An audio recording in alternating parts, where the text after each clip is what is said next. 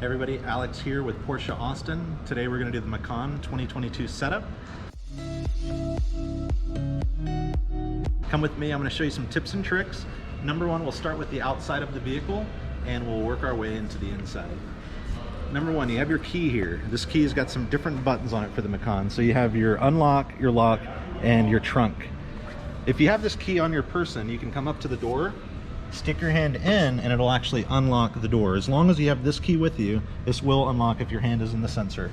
If you want to lock it, there's a little divot right here, and you just put your thumb on the divot, or any finger, as long as you have the key, it'll lock it. And it'll do that for all of the doors on all four sides. Next, I'm going to bring us to the back of the vehicle. So on the back of the Macan, Porsche actually hid the button to open the trunk right here. So you press it once and it'll release. This tailgate is adjustable, so there's a button right here that you can hold the tailgate at any height. Hold down that button until you hear a response. Just like that. And now this tailgate will open up to that level every single time. So I'm going to close it. There's a button on the right side. You only press that if you have all the doors closed and you want to lock the car. So in this case, I'm just going to press this down and it'll close just like that. In the back, you also have a collapsible spare and some other things that will help you in the situation if you ever get stuck on the side of the road. Come with me over to the side. The gas tank isn't too complicated. As long as the car is unlocked, you can just open it just like that. The cap, you can take it and you can put it right here. We recommend 93. Some states only go up to 91, so 93 is what we recommend here at Porsche Austin, especially here in Texas, because we do have 93 available. So those are the harder parts of the outside. They're actually pretty easy. The part that gets everybody is the interior. So what I'm going to do is I'm going to have you all follow me over to the interior. Now, coming into the interior portion, this is where the starter is. It's on the left side. It looks like a key, but it stays in the car the entire time. So as long as you have this on you, you can turn this over to the right. As long as your foot is on the brake, it will start. Upon turning on the car, you will come to a setup wizard. It looks a little bit different than the screen. This is the home screen. The setup wizard will have you set the language. It'll have you connect your phone, and it will have you connect through Porsche Connect. You will get an email from Porsche asking you to activate your vehicle, go through the steps, and you will connect it through Porsche Connect, which is right in there. If you click that, it'll have you link your new ID. It'll send you a text to your phone. Make sure you have your phone handy, and it's a very easy setup. Once it's set up, you don't have to go through the setup wizard anymore. On the home screen, this looks very similar to the home screen of 2021. You still have the hamburger up top. You can click that, you can go to configure home, and you can actually take some of these items in here and click and drag them. So one of my favorite ones is Apple CarPlay. So I'm going to click and I'm going to drag it right to the middle. So you can make this screen customizable based on what you want. A lot of customers end up putting the map and the navigation right there up front. And it's really easy to navigate. If you want to get it facing the vehicle, you just click it right here. Upon looking at the left side, the home row keys, you have your nav, your media, your phone, your car. Before, on the previous generation, you were able to click the buttons that were below it, but those are no longer here. So on the new setup for the Macan, you've got your touchscreen down here. Well, it's a touchscreen panel with haptic touch, kind of like the Cayenne, and the touchscreen is the same. So coming back to the touchscreen, we're going to go to nav first, and upon turning on the nav, I'm going to click the stack right up here, and I'm going to go to 3D map.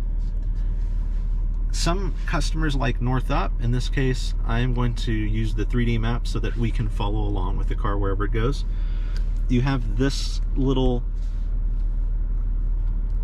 spinner here. You can actually utilize it as a zoom. So we'll do it just right there. If you want to select a destination or you want to search for one, click the magnifying glass, type in the address here, and it will populate up here. You click search. The route is being calculated. Now turn right, then turn right. While she's talking, you can actually turn her voice up and down. If you miss that, you can come over here, click on that option, go to navigation settings, go to navigation announcement. Turn right, then turn and you right. can turn it up Now and down turn from right. there. The navigation's pretty simple. You also have the ability to put the navigation in this screen by scrolling with this button here. You'll see that the navigation's also in there. And you can click this button and it'll come up with some more prompts in there. So I like to do 3D maps, so I'm gonna switch to 3D, and there we go. And if you want to stop, you just press stop. So there's a way to save some favorites. The way that I like to do it is, if you've used the destination in the past, then you can come over here to favorites, and well, for example, we'll click home, and then I'll go to recent destinations and press Porsche Austin. You can also enter in a new destination. That's completely up to you. Sorry, I know the glare is bad, so I moved it from the inside of the store to one of our garages. Hopefully it's easy enough to see, but if you have questions, just comment below and I can go over them. So the map is really simple. A lot of folks are using Apple CarPlay, so that's another route you can go, in Android Auto too if you have the ability. But let's go over to media. So at the very top, you have your source button. You have FM, AM, Sirius, online, and Bluetooth. Most people are probably going to use either the Sirius, so I like to recommend going through list, channel list. This is really easy to go and find the favorites that you like. If you're like me, you'll probably do something like, we'll go to chill, and I'm gonna star it. And then I'm gonna go to my faves, and look, it's already here in my faves. If I wanna go to list and add more, we'll go to Soul Town. I'm gonna add it to my faves. We'll go to Heart and Soul. I'm gonna add it to my faves. I'm gonna come back over here, and look, there they are, right on the bottom. If you wanna get rid of them, you just hold them down, drag them to the top, and they are gone. So list is one of my favorite ways to find stations on Sirius. It's the same thing for FM, so you go to list, and in your local area, it'll show you all the radio stations for FM, and then you'll notice you even have an HD1 and HD2, so some radio stations have that ability to change. You can also go to tune if you just wanted to tune it manually with your... All right, next, let's go over to phone. Just click phone, and I'm gonna prop my phone right here. And you're going to search for new phone. And on your phone, you're gonna go in through Bluetooth, and you gotta be in this page so that you're discoverable. And then you'll notice that now you can click on your phone on the screen, it should appear, and then it's going to ask you to pair here.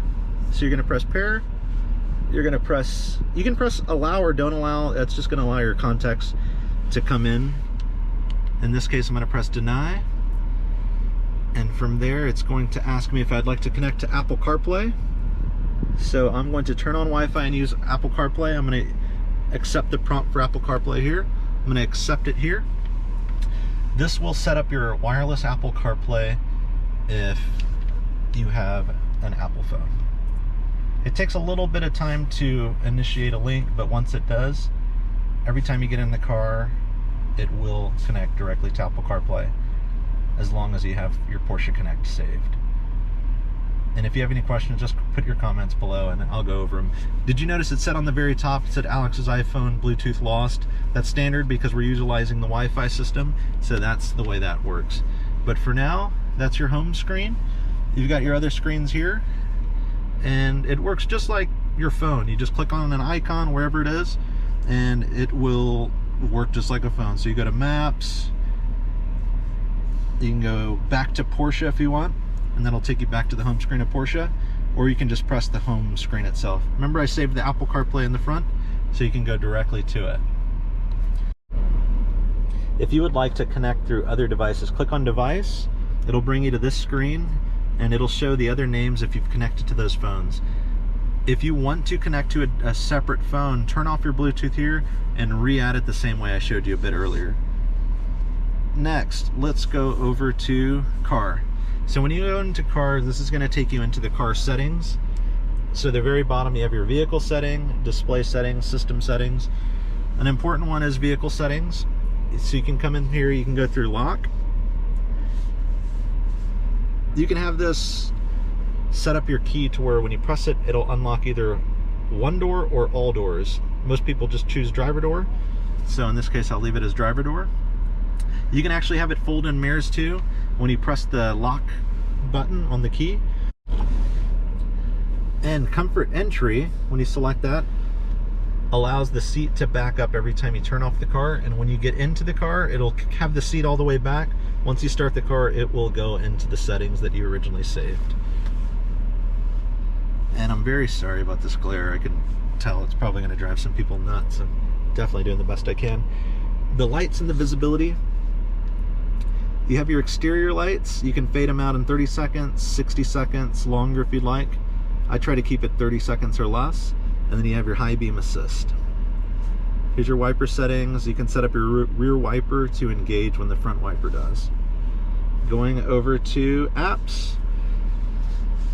You want to connect your Porsche Connect up to the car so that you have access to the apps. There's some really neat apps on there that will generate only whenever you connect to Porsche Connect.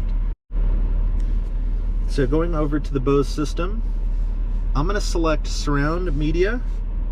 So when you play your music and you have surround on, it actually feels like you're in the middle of the music versus having it off. It just sounds like the music's coming from the speakers like normal.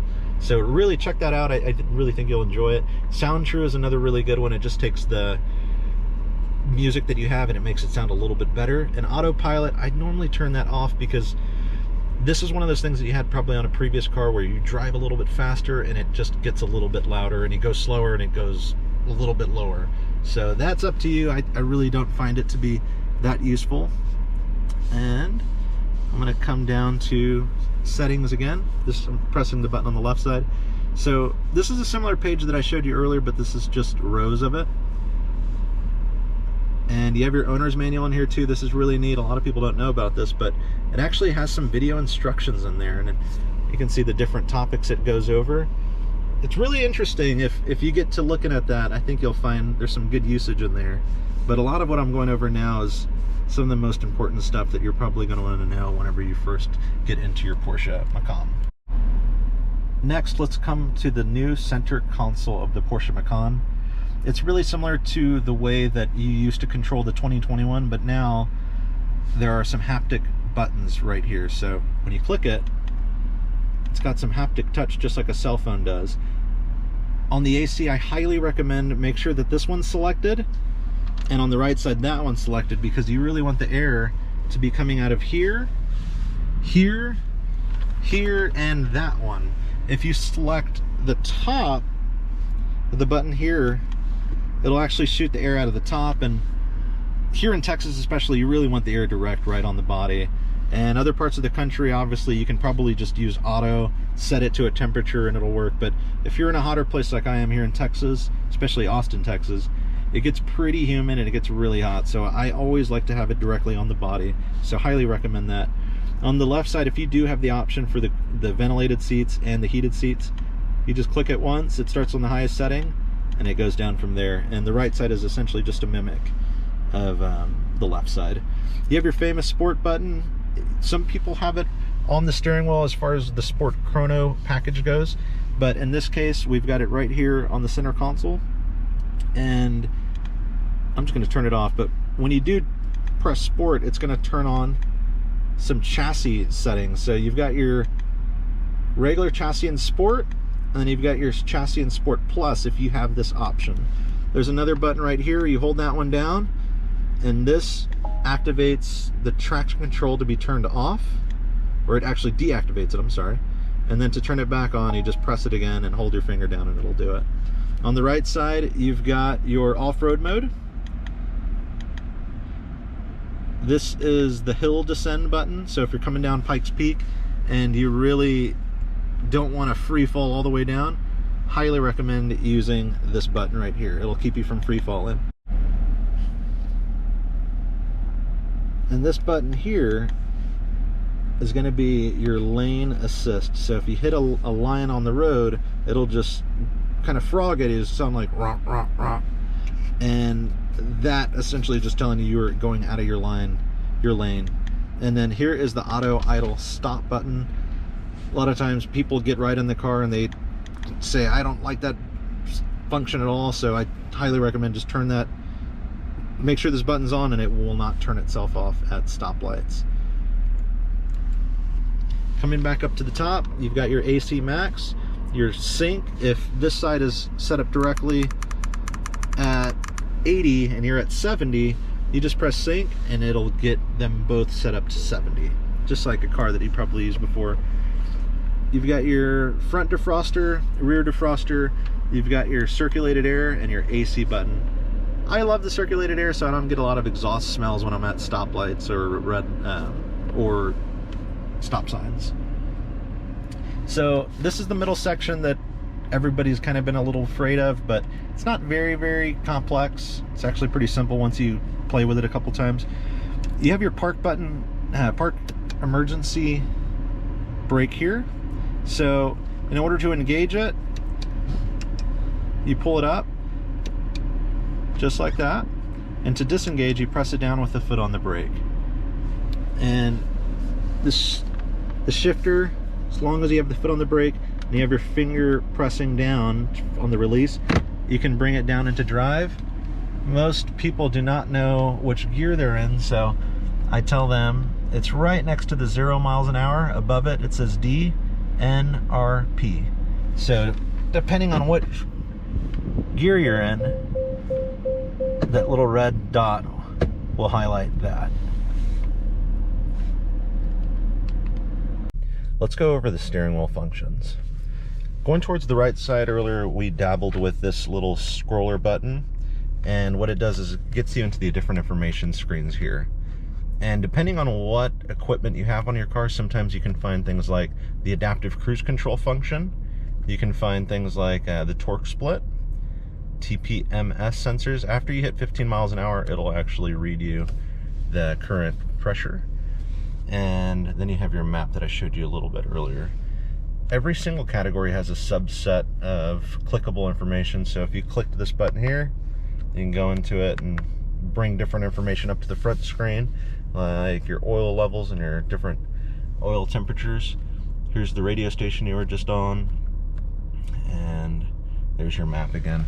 Going towards the right side, you've got your volume button here, which also can work as a mute button if you click it. And you have your skip song button here, or skip station. And then you have your manual button. This is a new one for the 2022. It used to be click over the shifter, but now you just press the M. Once you're in drive, press the M and it'll actually go into manual mode. And once you're hooked up to Apple CarPlay, if you have this hooked up long enough, you can hold it down and it will actually bring up Apple CarPlay. You just heard the noise. It's really a neat feature. Sorry, Siri. It's really a neat feature to have, especially if you're cruising on the road and you just say, hey Siri, take me to Matt's Famous El Rancho, and she will take you directly to that amazing restaurant. Going down here towards the cruise control section, depending on the equipment you have, some might not have this little extra divot here. It might just be a flat surface in that regard. All you need to do is make sure that your cruise control button, which is, I don't know if you could see it, but I'm clicking the edge here and it's changing whether I have ACC on or off. So now it's the ability to do it is on. If we were actually driving, you would push the stalk forward and it would actually engage in that speed. And to resume, or not to resume, to turn it off, you could just click it downward and it would actually turn itself off. There's, on the adaptive cruise control, there's a distance function here. So you can adjust how many car lengths you want to be separated by. I say 1 to 4 is the options, but most choose around 2 or 3. Because 4 is a little too long, but 2 and 3 is kind of perfect. 1 is, I'd say, a little too late. So we were gonna leave that there. Blinkers work just like they did in the last. Left for left, right for right. Then you've got your lights. Highly recommend just leave them in auto and you will never have to worry about the lights again. I wanted to go over one more function on the steering wheel, and that is this button right here. This is a customizable button. The way that you program this button is going to be found inside of your small screen here. So use your clicker and get to this vehicle settings page here. Click here, go down to settings, and then you want to go down to steering wheel operation, go to key, and from there you can choose whether you want a PCM function, a cluster function, or a vehicle function. Each section has options in there. I chose surround view for this time so that when you click this button, the surround view camera that's available on this car will prompt right there on the touchscreen. So just a couple things. If you do have the 14-way with memory, you're going to get these memory buttons here. As long as you can customize your settings using the buttons on the side of the seat, you can come back over here and press set, and then you can press key, and it'll actually recognize the key that you set it with. If you have both keys in the car, then it's not going to work. I highly recommend pulling one key out and using one key when you're setting it for the key itself. All right, everybody, thank you for watching the Macan 2022 setup video. Leave your comments below if you have any other questions, but I hope you have a great day. Enjoy.